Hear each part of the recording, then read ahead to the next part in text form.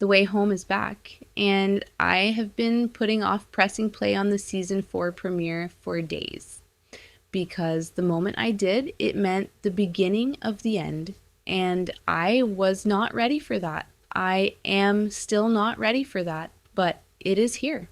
The final season of one of the most quietly extraordinary shows on television just premiered on April 19th. And based on everything that happened in episode 1, I honestly think this farewell season is going to break us completely. And I mean that in the best possible way.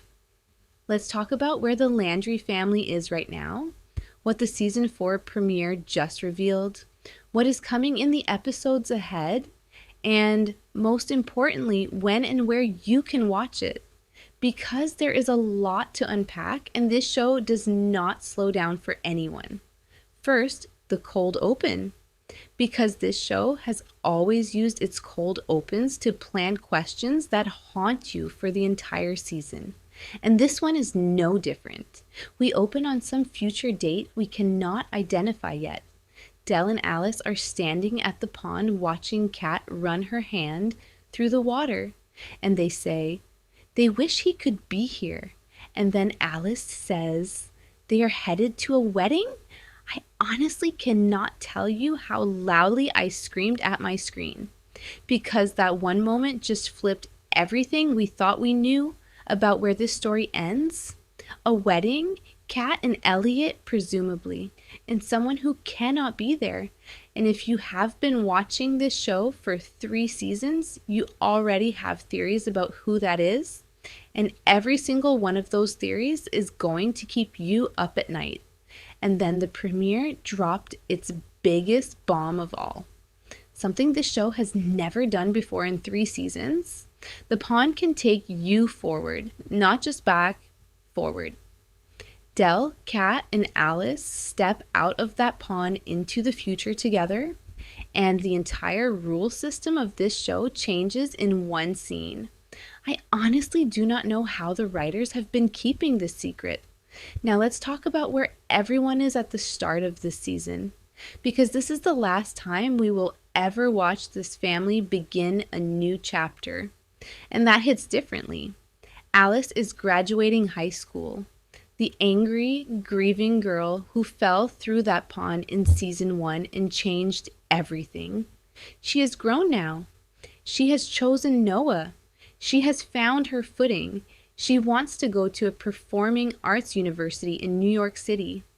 She gets a blue Volkswagen Beetle as a graduation gift, the exact one she had mentioned she loved, and that detail alone made me feel things I cannot explain.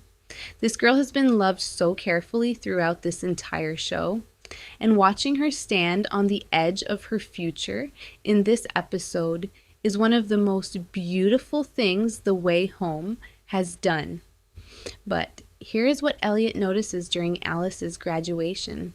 He watches Max with Alice and he says, I have been there before.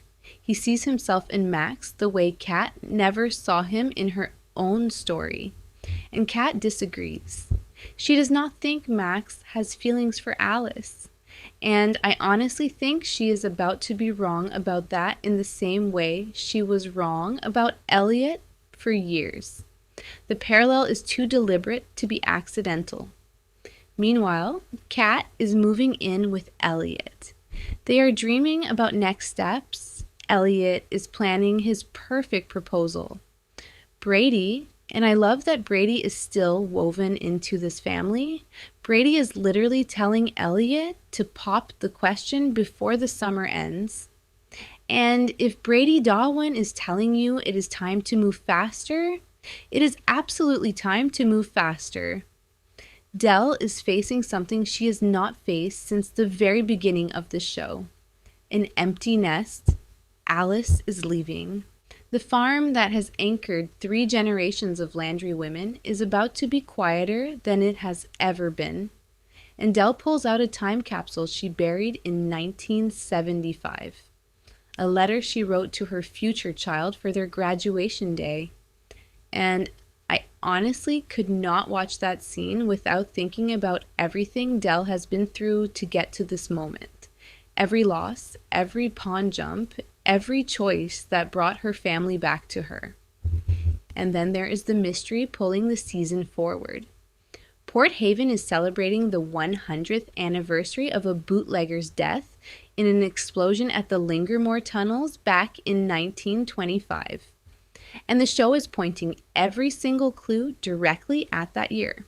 This is where Kat and Alice will jump next, into 1925, into a story about tunnels and bootleggers and whatever secrets the Landry family buried so deep that 3 seasons of time travel still have not uncovered them. And Sam is still standing at that pond.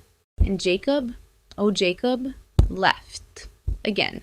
In a bus this time, and I have a feeling his return is going to be one of this season's most emotional moments. Here's the episode schedule so you know exactly when to clear your Sundays. Episode 2, Blinded by the Light, April 26th. Kat is drawn into a new time period as Alice revisits the past and Dell tries to support Elliot. Episode 3, Dust in the Wind, May 3rd.